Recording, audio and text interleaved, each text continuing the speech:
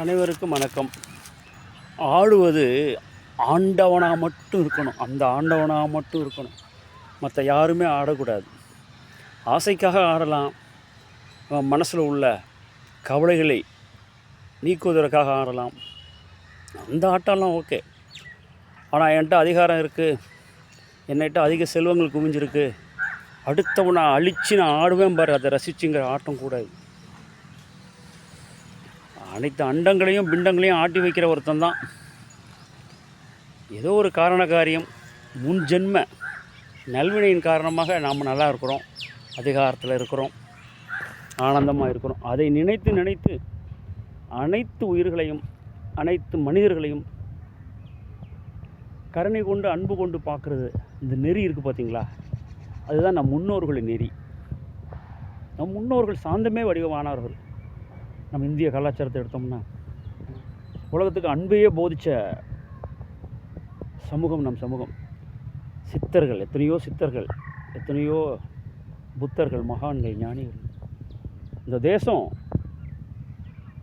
அன்புக்கு பேர் போன தேசம். ஆண்டவனை வெளிநாடுகளில் உள்ளவங்களாம் அடையணும் அப்படின்னா இந்த தேசத்தில் வந்த ரிஷிகள், ஞானிகள், சித்தர்களாக தான் வந்து தேடி வர்றாங்க. ஆண்டவனை எங்களுக்கு காட்டுங்க, எங்கள் அறிவியலால் கண்டுபிடிக்க முடியல அப்படின்ட்டு. அப்படி வந்து அந்த ஆண்டவன் தன்மையை உணர்ந்தவர்களும் இருக்காங்க. இந்த ரிஷிகள் வழியிலும் மகரிஷிகள், சித்தர்கள், ஞானிகள் அப்படின்னு எங்களை மாதிரி சில கூட்டம் இருக்காங்க. அவங்கள்ட்ட வந்து அந்த அமைதி அடையாத மனதை அறிவியலில் பெருசாக ஜெயித்தாங்க. அதிக செல்வத்திலையும் ஜெயித்தாங்க. பெரிய பெரிய மல்டி மில்லியனர்ஸ். ஒரு குறிப்பிட்ட லெவலுக்கு மேலே எனக்கு மனசில் ஒரு அமைதி இல்லை, சாந்தம் இல்லை, நிம்மதி இல்லை. எல்லாம் இருக்குது, அதிகாரம் இருக்கிறது. நான் விரலை தூக்குனா உலகமே அப்படி நிமிந்து நிற்கும், விரலை இப்படி சாய்ச்சனா உலகமே குனிஞ்சு நிற்குங்கிற மாதிரி அதிகாரம் உள்ளவர்கள், அதிக செல்வம் உள்ளவர்கள் அத்தனை பேருமே என் மனசு சாந்தமாக இல்லை, என் மனசு சந்தோஷமாக இல்லை. ஏன் எல்லாம் புறப்பொருட்கள் எல்லாம் இருக்குது, அதிகாரம் இருக்குது, அளவுக்கு மிஞ்சிய செல்வம் இருக்குது, அப்படின்னா அத்தனை விதமான சுகங்களும் சௌகரியங்களும் அவங்களுக்கு கிடைக்கிது. அப்புறம் ஏன் அந்த நிம்மதி இல்லை? ஏன், என்ன காரணம்? அந்த நிம்மதியை கொடுக்கறது, அந்த மனசில் சாந்தத்தையும் சந்தோஷத்தையும் கொடுக்கறது யார் அப்படின்னா, எல்லா அணுக்களுக்குள்ளே இருந்து ஆடிக்கிட்டு அனைத்து ஜீவராசிகளையும் ஆட்டி வச்சுட்டு இருக்கிற அந்த ஆடிக்கிட்டே இருக்கான் பார்த்தீங்களா, பிரபஞ்சத்தில் உள்ள அனைத்து பொருட்களும், பொருட்கள், மெட்டீரியல் எல்லாம் ஆடிக்கிட்டு தான் இருக்குது. ஆடாமல் இருந்தால் அது தன்னுடைய இருப்பை, தன்னுடைய நிலையை அது இழந்து விடும். புரியுதுங்களா? அணுக்குள்ளே உள்ள ஆட்டம்ஸும் ஆடிக்கிட்டு தான் இருக்குது. ஸோ அதனால் எல்லாமே ஆட்டி வைக்கப்படுது. அதை ஆட்டி வச்சுக்கிட்டு இருக்கான் ஒருத்தங்கிறத நினச்சி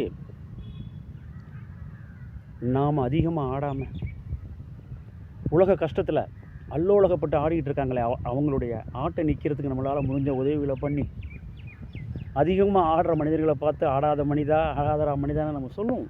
அதை நினச்சி பார்க்கணும். இத்தனை லட்சம் கோடி மக்களுக்கு இவ்வளோ கஷ்டங்கள், துயரங்கள் இருக்கிறது, இத்தனை பேருக்கு இவ்வளோ வியாதிகள், தீர்க்க முடியாத வியாதிகள் இருக்கிறப்ப இந்த நிமிடம் வரைக்கும் நம்ம வந்து பெரிய பெரிய வியாதிகள் இல்லாமல், பெரிய பெரிய கஷ்டங்கள் இல்லாமல் நாமளும் நம்ம குடும்பத்தார்களும் நம்ம நண்பர்களும் வாழ்ந்துக்கிட்டு இருக்காங்களே, இதற்கு என்ன காரணம் அப்படிங்கிற சிந்தனை நம்ம மனசுக்குள்ளே நிலைச்சிருச்சுன்னா அப்படியே நம்ம தியான நிலைன்னு சொல்லக்கூடிய ஒரு நிலை. அந்த தியான நிலைங்கிறது இறைவனுடன் இரண்டரை கலந்த நிலை. ஏன்னா இது என்னுடையது இல்லை, எல்லாமே அவனுடையது. அவன் என்னுள்ளே இருக்கிறான், நான் அவனுள்ளே இருக்கிறான் அப்படிங்கிறத பரிபூர்ணமாக உணர்றதான் தியானம். அது தியானத்தில் ஆரம்பத்தில் போய் அதை உணர முடியாது. அந்த தியானத்தோட உச்ச நிலை, சமாதி நிலையை அடைகிற நிலை இருக்குது பார்த்தீங்களா. சமாதி நிலைனா என்ன? அவனும் நானும் ஒன்றே. என்னுள்ளே அவன் இருக்கிறான், அவனுள்ளே நான் இருக்கிறான், அதை தவிர வேறு யாருமே இல்லை, எல்லோரும் ஒன்று தாங்கிற அந்த ஒரு சமாதி நிலை, ஆனந்த நிலை வந்துடும். அதுக்கு உச்ச நிலை அடைந்த ஞானத்தில், மோட்ச நிலை அடைந்த சமாதி நிலை உடனே கைகூடி வரக்கூடிய சித்தர்கள், மகங்கள், ஞானிகள், அவர்களுடைய தொடர்பு நமக்கு கிடைச்சாலே அவர்களுடைய அருள் பார்வையாலும் ஆசீர்வாதங்களாலும் அவருடைய வார்த்தைகளாலும் நமக்கும் தியானம் ஆரம்பித்து வளர்ந்து உயர்ந்து உச்சநிலையை கொண்டு தள்ளி உங்களுக்கு பரிபூர்ண விடுதலைன்னு சொல்லக்கூடிய அந்த ஞான நிலையை, சமாதி நிலையை வழங்கும். பிறப்பின் நோக்கம் அது மட்டுமே. வேறு எதற்காகவும் இந்த பிறப்பு படைக்கப்படவில்லை. கொஞ்ச காலம் வாழ போகிறோம். இந்த பிரபஞ்சத்தை கம்பேர் பண்ணுறப்ப கோடி ஆண்டுகள் இருக்கிறது. நம்ம வாழ்கிறது கொஞ்ச காலங்கள். கொஞ்ச காலங்களில் நாம் சந்தோஷமாக நிம்மதியாக இருந்து நம்மளை நோக்கி வர்ற அனைவர்களுக்கும் சந்தோஷத்தையும் நிம்மதியும் கொடுத்து வாழ்கிறதுக்கு பிறகு தான் ஆன்மீக வாழ்வு, நல்வாழ்வு, சமாதான வாழ்வு.